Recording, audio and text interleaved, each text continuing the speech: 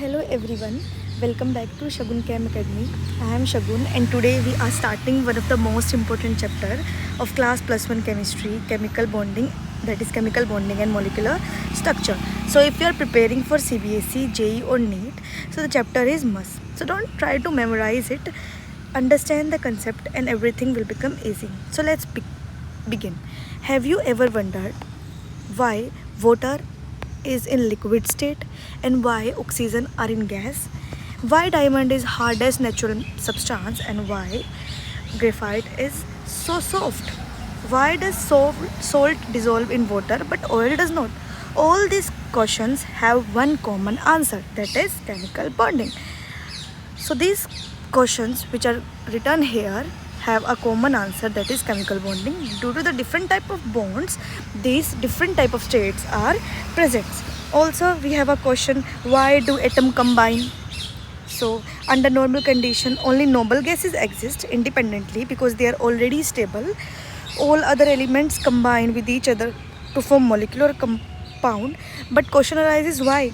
Because every atom wants to become more stable.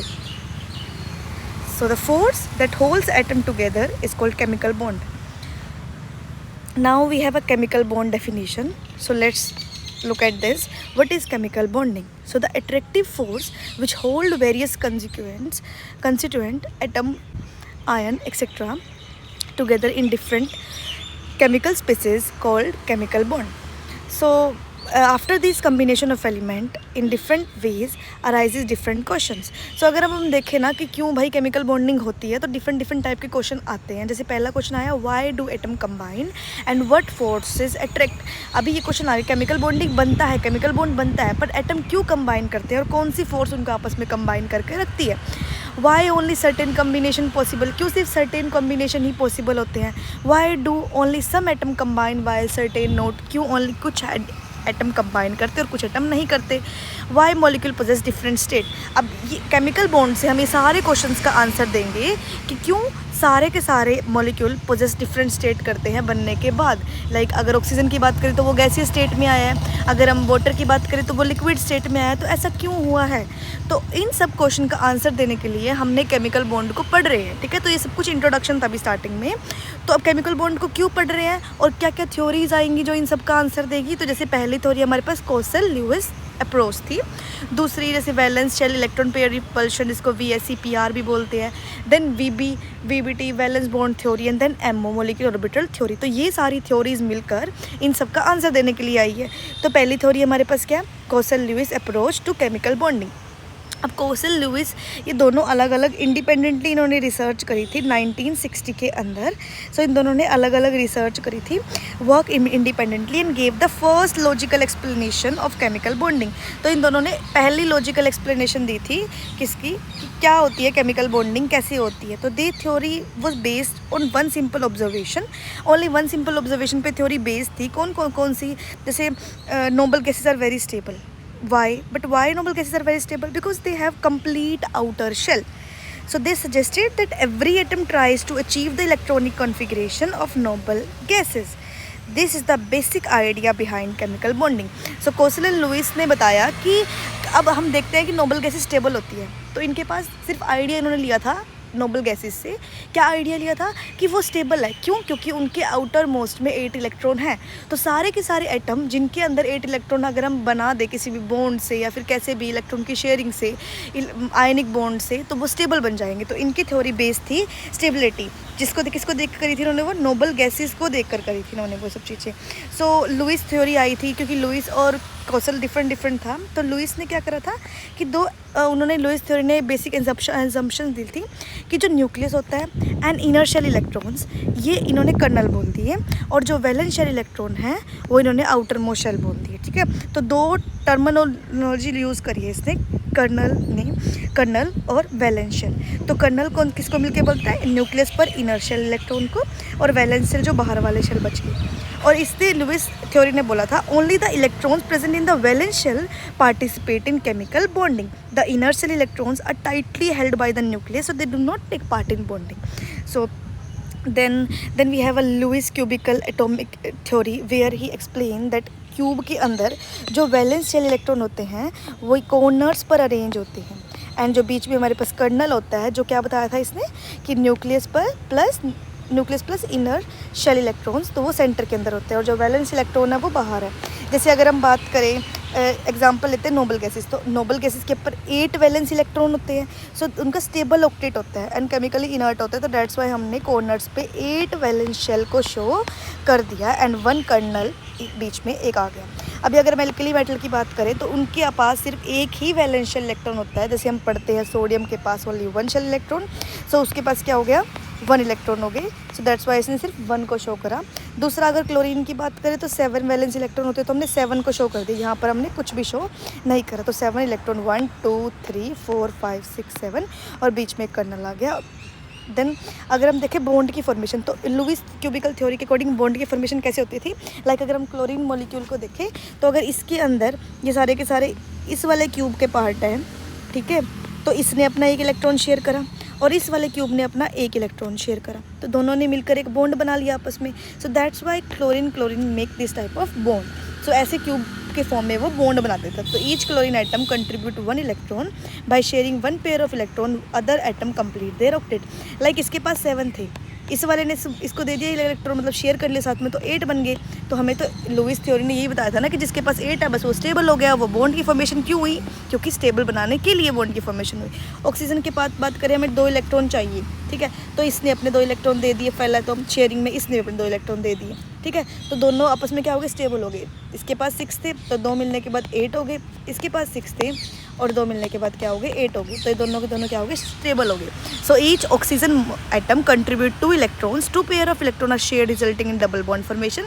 That's why chlorine के अंदर सिर्फ single bond होता है, क्योंकि एक सिंगल बॉन्ड के अंदर 2 इलेक्ट्रॉन एग्जिस्ट करते हैं और डबल बॉन्ड के अंदर 4 इलेक्ट्रॉन एग्जिस्ट करते हैं।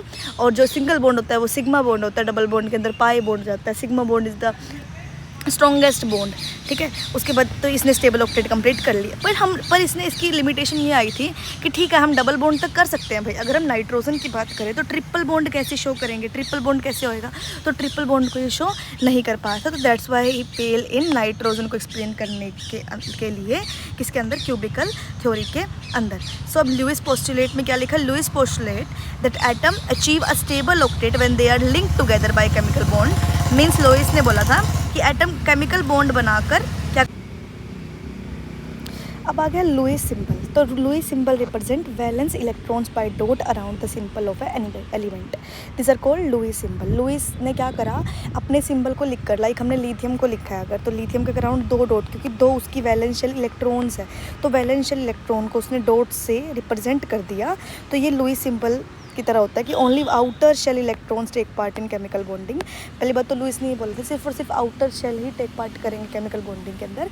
तो इस वजह से लुईस सिंबल का अराइज हुआ कि अगर हम एटम के बाहर वैलेंस इलेक्ट्रॉन लिख दे उसकी डॉट से रिप्रेजेंट कर या फिर ग्रुप वैलेंसी लिख दे तो वो क्या हो जाएगा, लुईस सिंबल हो जाएगा, ठीक है। तो इसने notation of these valence electron कैसे कर सकते हैं, जैसे लिथियम के पास 2 होते हैं, बी के पास 3 होते हैं, बेरिलियम के पास, बोरोन के पास 5 होते हैं, ये इसका ये पूरा, और कार्बन के पास 4 होते हैं, नाइट्रोजन के पास 3 होते हैं, ऑक्सीजन के पास 6 होते हैं, ऐसे ही सबके साथ 7 होते हैं, देन इसके पास 8 होते हैं पूरे के पूरे, ठीक है। तो यहाँ पे एक ये रिप्रेजेंट ऐसे रहेगा।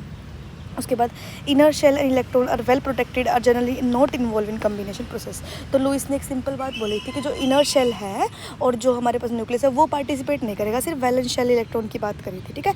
तो अब तक हमने पढ़ा लुईस के बारे में। तो मैंने बोला था कि 2 साइंटिस्ट हैं, लुईस और कोसल, दोनों ने इंडिपेंडेंटली अलग अलग जगह पर अलग अलग काम किया, बाद में इनकी थ्योरी को कंबाइन करते क्योंकि इंटरलिंक कर पा रहे थे इन दोनों की थ्योरी को, ठीक है। तो अब दूसरी बात यह कि इस जो हमारी ये क्लास है इसके अंदर हम सिर्फ लुईस और कोसल के बारे में डिटेल में स्टडी करेंगे।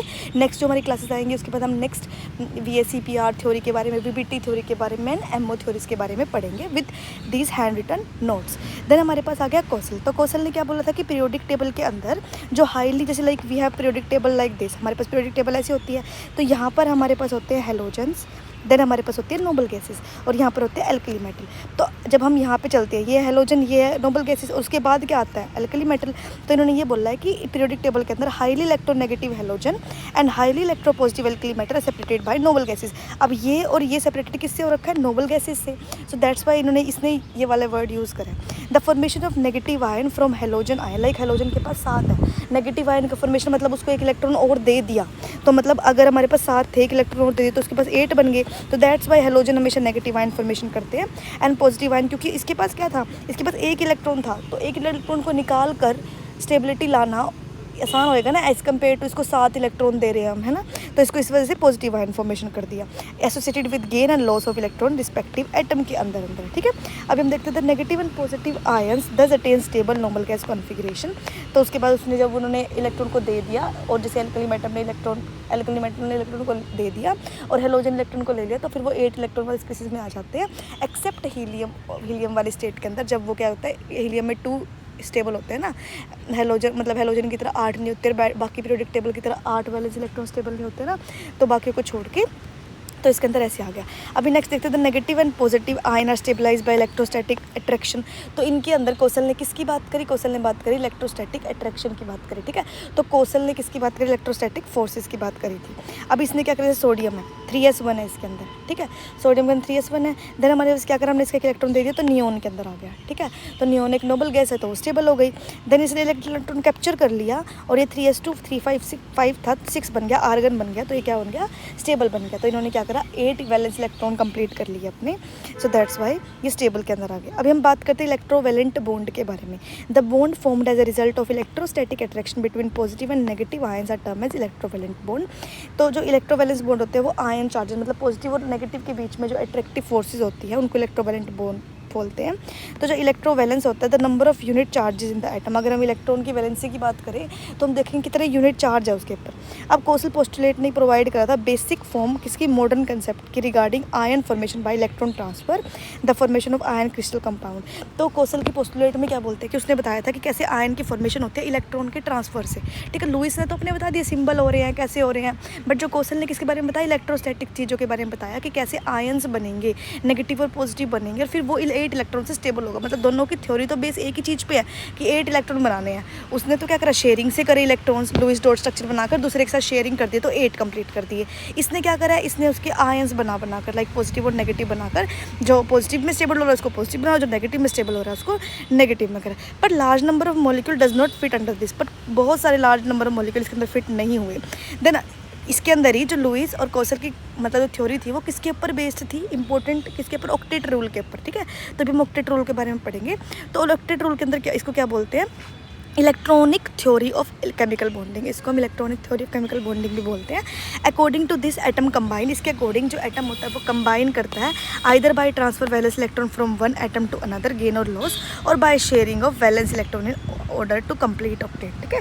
तो ये वही है जो जैसे कौशल ने जो बताया था शेयरिंग, जो कौशल ने जो बताया था कि आयंस बनाकर गेन और लॉस करके, और जो लुइस ने बताया था कि वो शेयरिंग करके। तो ऑक्टेट रूल इसी के ऊपर, ऑक्टेट रूल का मतलब ही यही है बस बेसिकली कि 8 इलेक्ट्रॉन कंप्लीट करने हैं, ठीक है। तो दिस इज ऑक्टेट रूल, ये इसको इलेक्ट्रॉनिक थ्योरी ऑफ केमिकल्स पे बोलते हैं। अभी कोवलेंट बॉन्ड के बारे में पढ़ेंगे हम। तो कोवलेंट बॉन्ड लैंगम्यून ने दिया था, इसने ना रिफाइंड करी, मतलब जो लुइस ने बोला ना सब कुछ पोस्टुलेट कि कैसे कैसे वो शेयर करता है इलेक्ट्रॉन, तो इसने उस बॉन्ड का नाम दे दिया chemical bond, refined the Lewis postulate like chlorine atom formed by sharing of two atom और 2 इलेक्ट्रॉन्स। यहाँ आएगा 2 एटम के साथ एंड 2 इलेक्ट्रॉन्स आ जाएगा यहाँ पे। जैसे वाटर है, वाटर के पास अभी हमें पता है कि हाइड्रोजन और हाइड्रोजन लाइक जो स्मॉल एलिमेंट होते हैं उसके पास दो electron stable normal gas configuration के अंदर जाते हैं, जैसे हीलियम होता है ना उसके आसपास वाला। तो इसलिए इसको 2 इलेक्ट्रॉन चाहिए तो इसने एक इससे ले लिया, एक इसका खुद का था। इसके पास 6 थे तो इसने एक इस वाले हाइड्रोजन से ले लिया और एक इस वाले से। मतलब बेसिकली हमारे पास 1 2 3 4 5 6 इसके है, हाइड्रोजन का 1 है, इसका भी हाइड्रोजन का 1 है। तो इसने क्या करा, इसका एक ले लिया, इसने इसका एक ले लिया, 2 हो गए इनके पास। और दूसरे वाले ऑक्सीजन ने इसका भी एक ले लिया और इसका भी एक ले लिया। इसके पास कितने हो गए, 8 इलेक्ट्रॉन हो गए, 2 इलेक्ट्रॉन हो गए, 2 इलेक्ट्रॉन हो गए। तो वाटर मॉलिक्यूल ऐसे फॉर्मेशन होगी। ऐसे ही क्लोरीन का हो गया। कार्बन के पास क्या था, सॉरी CL4 का हो गया। कार्बन के पास 4 इलेक्ट्रॉन थे, तो बेसिकली देखो C 1 2 3 4, यहाँ पे क्लोरीन आया, यहाँ पे क्लोरीन आया, यहाँ पे क्लोरीन आया, यहाँ पे क्लोरीन आया। इनके पास 7 थे, 1 2 3 4 5 6 7, 1 2 3 4 5 6 7। 1 2 3 4 5 6 7। तो इन्होंने ऐसे 1 2 3 4 5 6 7, तो इन्होंने क्या करा, इसने इसका बॉन्ड ले लिया, एक इसका और एक इसका और एक इसका, ये सारे इसने मिलाकर 4 ले लिए इनसे, और ख़ुद तो बन गया 8। अब ऐसे इन्होंने एक इस वाला ले लिया, एक इस वाला ले लिया, एक इस वाला ले लिया और एक इस वाला ले लिया, तो ये भी 8 बन गए। ठीक है, तो ऐसे इसकी कोवलेंट बॉन्ड की फॉर्मेशन हुई। मतलब कोवलेंट बॉन्ड तो लैंगमुइर ने रिफाइंड करके बोला था, उससे पहले जो लुईस बोल रहा था वो बोल रहा था कि शेयरिंग ऑफ इलेक्ट्रॉन, और जो कोसल बोल रहा था कि इलेक्ट्रॉन का गेन करो या फिर लॉस करो। ठीक है, उसके बाद बहुत सारे मैनी कंपाउंड फॉर्मेशन, कुछ कंपाउंड मल्टीपल बॉन्ड्स भी बनाते हैं। लाइक अगर वो 4 इलेक्ट्रॉन की शेयरिंग कर रहे हैं तो डबल बॉन्ड बन जाएगा, अगर वो 6 इलेक्ट्रॉन की कर रहे हैं तो वो ट्रिपल बॉन्ड हो जाएगा। जैसे नाइट्रोजन की अगर हम बात करें तो वहाँ पर क्या होता है, ट्रिपल बॉन्ड फॉर्मेशन होता है। ठीक है, अगर हम इथेन की बात करें तो यहाँ पर डबल बॉन्ड फॉर्मेशन, इलेक्ट्रॉन कितने इन्वॉल्व है, 4 इलेक्ट्रॉन इन्वॉल्व है। सब इंपॉर्टेंट पॉइंट अगर लुईस स्ट्रक्चर की बात करें तो जहाँ पर भी एनायन आ जाए ना, तो एनायन का मतलब उसके अंदर इलेक्ट्रॉन ऐड अप हुए हैं, तो वो लिखा means extra electron so added इन वैलेंस इलेक्ट्रॉन। अगर कैटायन आ जाए मतलब सब्सट्रैक्शन होएगा इलेक्ट्रॉन के अंदर। ठीक है, जैसे इसके अंदर अगर एनायन है तो मतलब +2 इलेक्ट्रॉन करेगा ये, इसके अंदर पॉजिटिव हो तो माइनस करा गया है 1 इलेक्ट्रॉन। ठीक है, अभी जनरल अगर हम देखें, जनरली अगर सिलेक्ट करना हो कि कौन सा सेंटर एटम बनता है तो उसके लिए रूल क्या होता है, जो लिस्ट इलेक्ट्रोनेगेटिव एटम होता है तो वो कौन सी पोजीशन लेता है, वो लेता है सेंट्रल एटम की पोजीशन। जैसे NF3 की बात करें तो NF3 के अंदर N होता है सेंट्रल एटम, और CO3 2 नेगेटिव की बात करें तो कार्बन होता है सेंट्रल एटम। अब ये ना एक इंपॉर्टेंट सा रूल है, अगर नाइट्रोजन ना बेसिकली 3 बॉन्ड बनाता है, ठीक है, और ऑक्सीजन 2 बॉन्ड बनाता है। अगर नाइट्रोजन के पास 3 बॉन्ड से ज़्यादा हो, जैसे हमने NH4 लिखा था तो उसके ऊपर लिखेंगे हम पॉजिटिव चार्ज कि उसने ज़्यादा बॉन्ड बना दिए। और अगर ऑक्सीजन हो और हमारे पास ऑक्सीजन 2 बॉन्ड बनाता है पर वो 1 बना पा रहा है तो हम नेगेटिव लिखेंगे। जैसे इसके अंदर है ना, ये यहाँ नेगेटिव नहीं आएगा, ये यहाँ पर नेगेटिव आएगा। क्यों? क्योंकि ये 1 बॉन्ड बना रहा है, बना सकता है 2 बॉन्ड। ठीक है, यहाँ तो 3 ही बॉन्ड बनाया तो उसके ऊपर कोई पॉजिटिव चार्ज नहीं आया। अभी हम देखते हैं नाइट्राइट आयन, नहीं तो बेसिक सा बता रही हूँ, उसके अंदर बीच में कुछ जनरल थिंग्स ऐड होगी जो बार बार यूज़ होंगी, जिसमें बार बार कंफ्यूज मत होना। Nitrite ion and nitrate ion. Nitrite ion that is NO2 negative, nitrate ion that is NO3 negative. ठीक है, तो नाइट्राइट जो मैंने लर्न कर रखा है, जैसे I आ गया तो मतलब स्मॉल वाला, और अगर 8 आ गया, A मीन्स बड़े वाला, तो 3 NO3 नेगेटिव और NO2 नेगेटिव हो गया। अभी हम कंसेप्ट पढ़ेंगे फॉर्मल चार्ज का। तो फॉर्मल चार्ज क्यों यूज़ करते, सबसे पहले क्यों कंसेप्ट आया फॉर्मल चार्ज का, बिकॉज क्योंकि हम देखते हैं ना लुईस स्ट्रक्चर को डिफरेंट फॉर्म में देख सकते हैं। जैसे ये वाला था NO3, अब जैसे ये वाला स्ट्रक्चर, ये ऐसे भी हो सकता है मोल्ड, ऐसे भी हो सकता है, बात तो सेम है। रेजोनेंस स्ट्रक्चर है ना इसका ये, तो फॉर्मल चार्ज बताएंगे कि कौन सा वाला रेजोनेंस स्ट्रक्चर स्टेबल होगा लुईस के अंदर।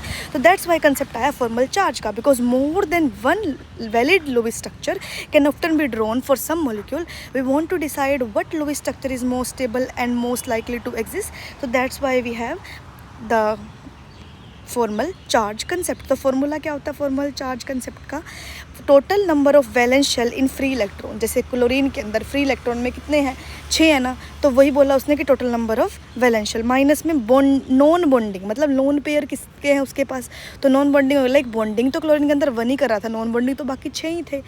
और देन हमारे पास कंसेप्ट आया -1/2 total number of bonding shared electron. ठीक है, सो जो उसके बाद 1/2 करेंगे और बॉन्डिंग शेयर ऑफ इलेक्ट्रॉन आ जाएगा। ठीक है, तो ये इसे हम कैलकुलेट कर सकते हैं, क्या कैलकुलेट कर सकते हैं, फॉर्मल चार्ज कैलकुलेट कर सकते हैं इस फॉर्मूले से।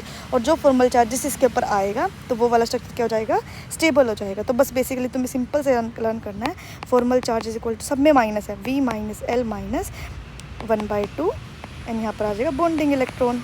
ठीक है, तो बस इतना लर्न करना है हमारे पास। जैसे अगर हम एक का निकालने की कोशिश करूँ, अगर मैं NH4 पॉजिटिव का आपको एग्जांपल दूँ, जैसे हमारे पास NH4 पॉजिटिव का एग्जांपल लेते हैं हम, तो वैलेंस इलेक्ट्रॉन कितने हो गए इसके अंदर, वैलेंस इलेक्ट्रॉन कितने हो गए इसके अंदर, 5 हो गए। ठीक है, लोन पेयर तो 0 है क्योंकि NH4 पॉजिटिव के अंदर 0 होते हैं। और बॉन्डिंग इलेक्ट्रॉन कितने, 8 बॉन्ड बना लिए इसने। ठीक है, क्योंकि 4 इलेक्ट्रॉन 8 है ना, 8 इलेक्ट्रॉन है, 4 बॉन्ड बने हैं, तो 4 बॉन्ड को 2 से मल्टीप्लाई कर देते तो 8 हो गया। तो फॉर्मल चार्ज हमारे पास क्या निकलेगा, 5 - 0 - 8/2, क्योंकि 1/2 तो हमारे पास निकल गया +1।